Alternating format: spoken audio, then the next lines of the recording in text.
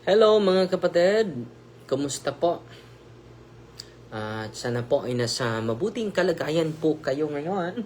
At bukas po ang second hearing po natin sa vote buying mga kapatid. At sa first batch, second presentation of witness na po bukas. No? At pasalamat tayo sa witness natin na kahit ordinaryo lang na tao, pero buong buo po yung kanyang pangarap na sana wala nang vote buying ngayong sa sunod na eleksyon. At sana po, ordinaryo lang po ito na katikista mga kapatid at handang-handa po na tatayo sa katotohanan. At sasamahan natin. At bukas din, meron kaming, yung mga pare, meron kaming study days. No? At patuloy lang tayo dahil para po ito sa ating bansa po. Wag na kayong magpabili ng boto, lalo na this coming November. Kung tayo mga kapatid. At walang personalan po. Para lang sa bayan natin. No? Gagawin natin yung pag-ibig. Dadagan yung pag-ibig natin para sa bayan natin. Maganda po yan. And then, June 18 din. Sa third batch of case natin, meron tayong arraignment po. So, haharapin natin itong mga kapatid natin. Hindi dahil nagagalit tayo sa kanila. Dahil galit tayo sa vote buying po. At alam naman ninyo, ito yung dahilan bakit nagkagulo yung mga congressman.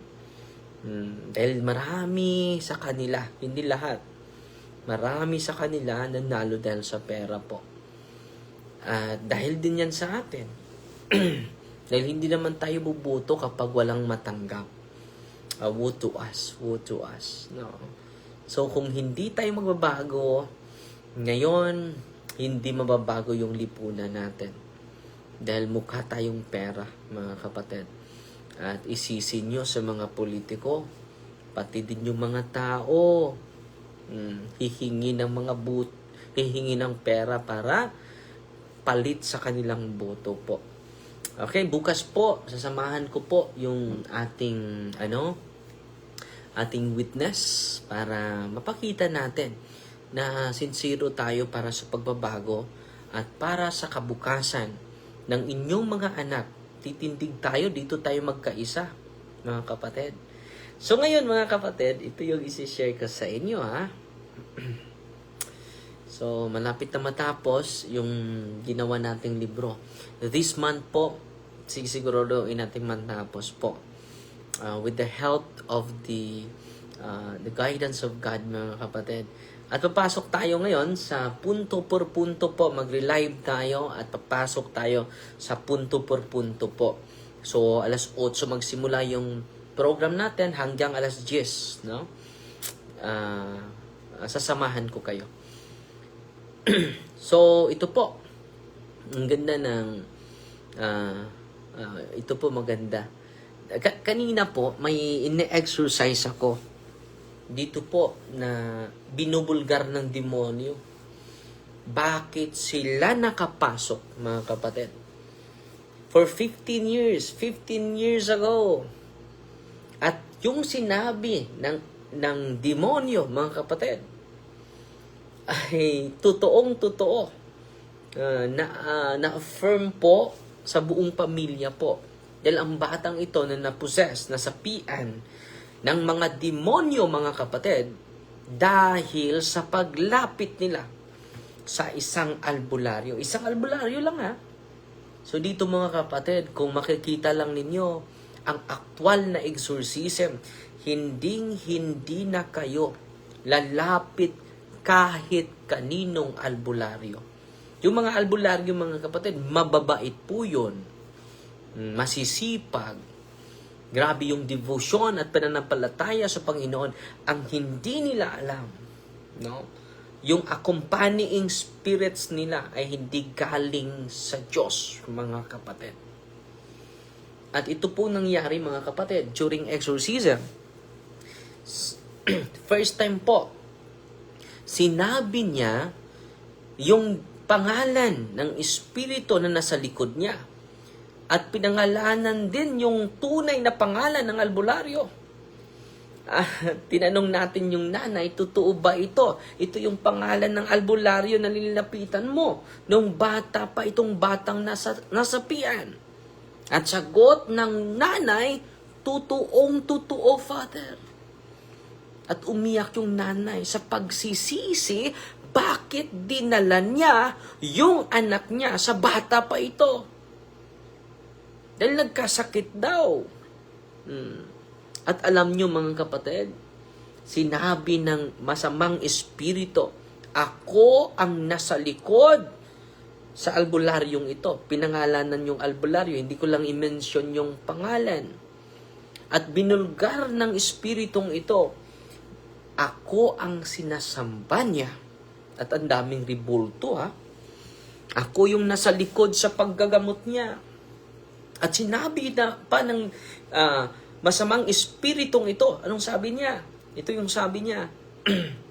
Wala ba kaming karapatan na maningil dahil nag-enjoy siya sa aming kapangyarihan? Ngayon, sisingilin na namin kayo dahil kami ang nagpagaling sa anak mo. Grabe, no? At ang pangalan ng demonyo ay Chrisville, no? At alam nyo, grabe talaga dahil tinawag ko yung guardian angel sa possess, mga kapatid. Nung tinawag ko ang guardian angel sa possess ng batang ito, grabe sumisigaw yung occult spirits na nasa likod sa albularyo na nilapitan nila.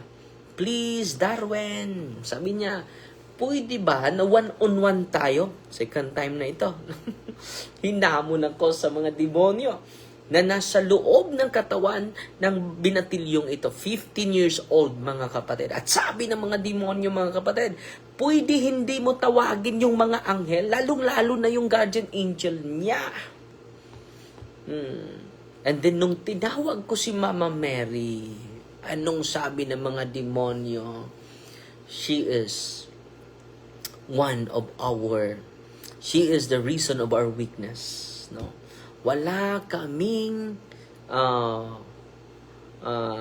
kaya na harapin itong babaeng ito. Maawa ka, Darwin. Wag mong di mo sampiton. Don't ask that woman. Don't call her name. And then naglitan niya ako sa Mahal na Birhen, Holy Mary, Mother of the Church, pray for, pinangalanan ko yung pangalan ng bata. Please, Darwin, don't mention her name. She is because of her, no? We are so weak before her presence. Wow, amazing na amazing, no? At sana po mga kapatid na nakinig sa akin ngayon sa gabing ito, no? At sa mga tatay, makinig kayo mga tatay, no? Sana kayo ang mag-lead sa buong pamilya na mag-pray ng banal na rosaryo. Dahil sabi ng mga demonyo kanina, no? Don't call her name, no? We could not stand before her. Maawa ka naman, Darwin. And then, tinawag ko yung guardian angel sa batang ito. So, sumigaw yung demonyo. Nasaktan. Grabe yung expression ng mukha niya. No? Makikita mo yung intense torture, intense suffering ng mga demonyo na nasa loob ng kanyang katawan, mga kapatid.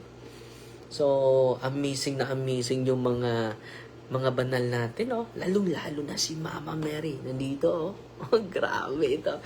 Ito, no? At alam nyo, sa iba, wala yan. Wala si Mama Mary. Pero, during exorcism po, kanina po, no? Grabe yung sigaw. Yung parang mawala ng boses yung naposes, mga kapatid. Grabe. No? To God be the glory, mga kapatid. At mag-relive tayo, mga kapatid, ha? Sa tanungan portion. sa YouTube channel natin. Kasama natin yung mga kasamahan natin sa punto por punto, mga kapatid. At salamat tayo. At sa mga hindi pa nakapasubscribe, no, 346 na, salamat po sa ating, marami tayong maabot nito, mga kapatid. At sana po kayo, kahit nasa malayo kayo, meron tayong online blessing ngayon, after sa tanungan portion, mga 9:45 po, mag-bless po tayo ng mga religious items ninyo. Okay? Yun lang sa muna, no? At meron akong idadagdag, mga kapatid, para papasok tayo sa ating programa ngayon. Nagpasalamat yun ko ni mo, Father, nga ni ari ka sa Basak, Mandawi, Fatima Parish Church, kay nakakita, jud ko nimo personal. Salamat kay Gsoon. Praise the Lord. No? For God be the glory, mga kapatid. Para po yan sa ating may kapal, mga kapatid. At ma-empower din natin yung mga pari. No? At okay, mga lala, may isi-share ako sa karanasan ko din sa Basak, no? Mandawi with Father June Gutierrez, mga kapatid. Isi-share ko din sa inyo, no, sa sunod na live natin para marami kayong matutunan from time to time, mga kapatid. At ito yung isi-share ko sa inyo. Grabe yung kapangyarihan ng mga anghel, no? So, sa tanong na meron tayong specific guardian angel, bawat isa sa atin may specific guardian angel, mga kapatid. So, sa tanong, can one person have more than one angel? Yes. The answer is yes. Every person has one guardian angel. However, Saint Aquinas suggests that a person may also receive assistance from other angels, especially from higher choirs, depending on God's providence and the person's role in the church, society, or salvation history. So, dito po, ang ganda ng sinabi ni Saint Jerome. Ang personal guardian angel. Bawat isa sa atin may personal guardian angel. Nung tinawag ko yung guardian angel sa nasapian na haras ng demonyo, no? Sabi ko na, come, help us for this spiritual warfare. I ask the powerful intercession of the guardian angel of this person. Grabe, mga kapatid. Yung kanyang bibig, bumuka ng grabe, no? At yung mata niya, grabe, widen. Huge yung pagbuka, no? And then yung ulo niya ay para nang at yung katawan niya parang binubuhat na, no? Yan po, mga kapatid, call your guardian angel, mga kapatid. At sana po kayo na nakikinig ngayon, before kayo papasok, before kayo matulog, call your guardian angel. Angel of God. Simple lang po yun. My guardian dear, to whom God's love commits me here. Ever this day, be it at my side, to light and guard, to rule and guide. Yan po ang dapat gawin natin. Ngayon, simulan mo na yan. No?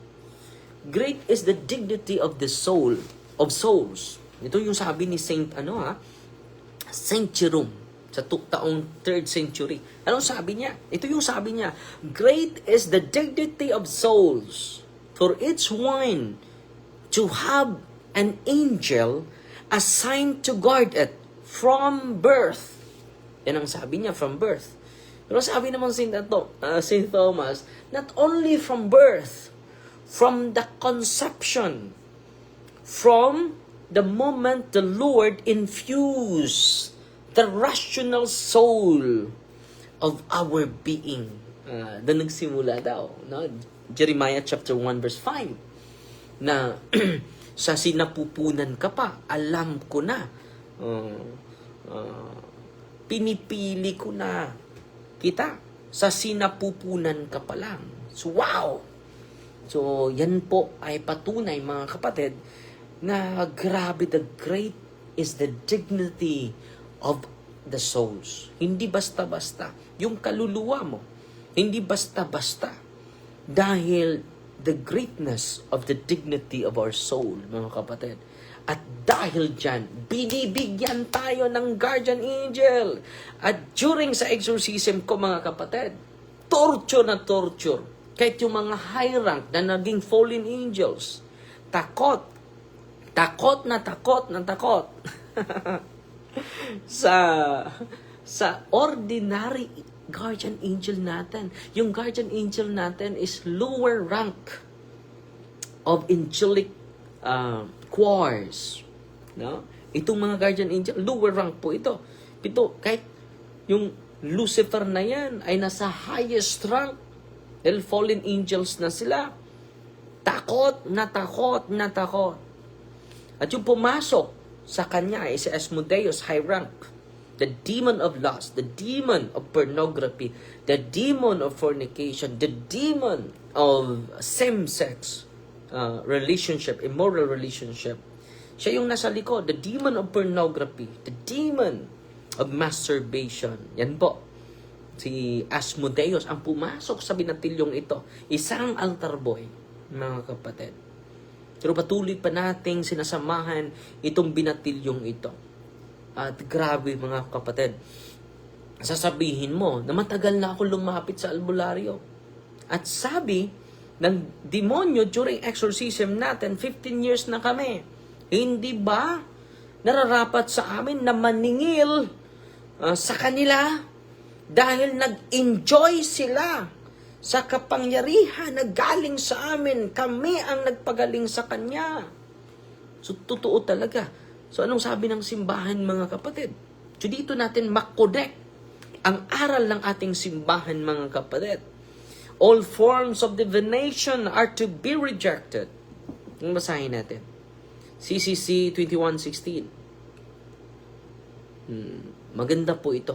Hindi po ito atin-atin lang, kundi official teachings po ito ng simbahan. All forms of divination are to be rejected. Recourse to Satan or demons, conjuring up the dead. Ano ba itong recourse to Satan of demons? Ninarit dito.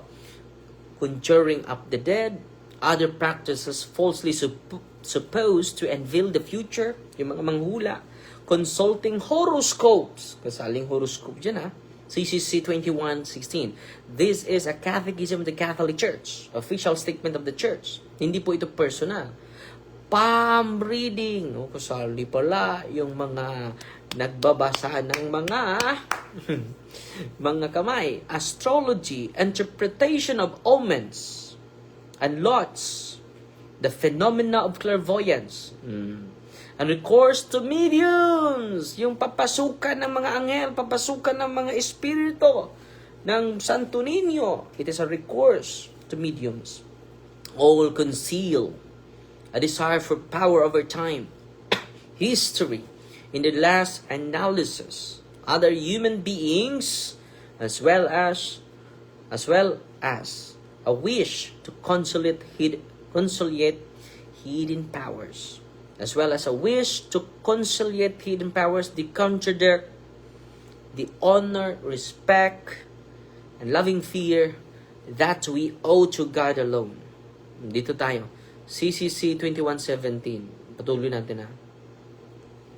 Ito po, very concrete po ito. Statement ng simbahan po. At sana po, all practices of magic or sorcery, by which one attempts to tame occult powers, so as to place them at one's service and have a supernatural power over others. So, extraordinary ka na, compare sa iba. Dahil meron kang extra na kakayanan galing sa anting-anting mo. No?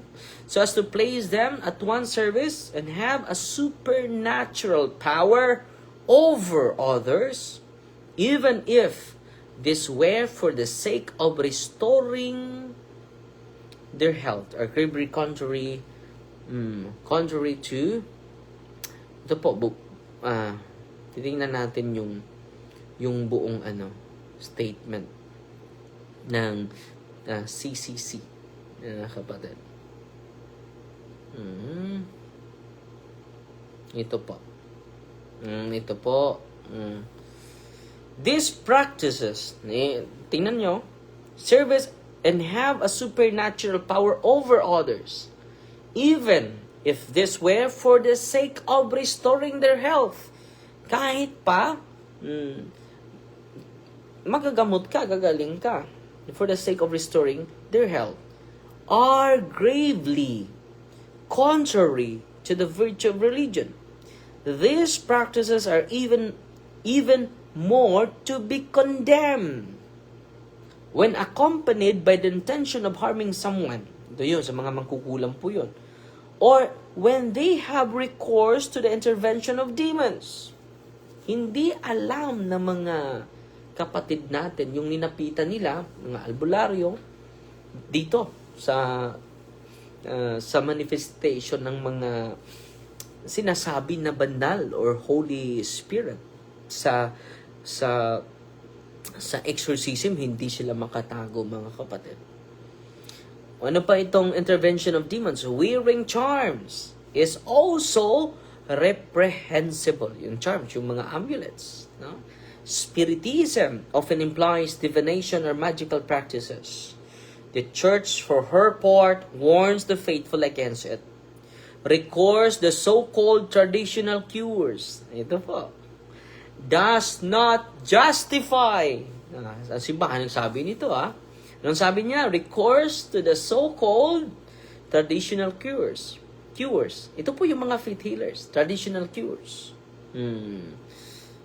Does not justify either the invocation of evil powers or the exploitation of another's credulity. Dahil marami sa atin hindi natin alam po.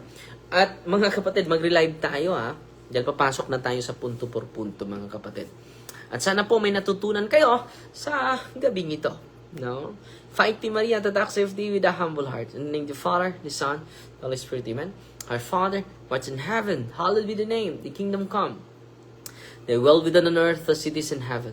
Give us this day our daily bread, and forgive us our trespasses, as we forgive those who trespass against us. And lead us not into temptation, but deliver us from evil. Amen. Hail Mary, full of grace, the Lord is with you. Blessed are you among women, and blessed is the fruit of the womb, Jesus. Holy Mary, Mother of God, pray for us sinners, now at the hour of death. Amen. In the name of the Father, the Son, and the Holy Spirit. Amen. So, 8 a.m. dapat p.m. may prayer po natin yon sa mga kaluluwa, sa mga nasa purgatorio po, at sa mga bagong namatay sa araw na ito. So, Fighting Maria, tatak safety with a humble heart po. God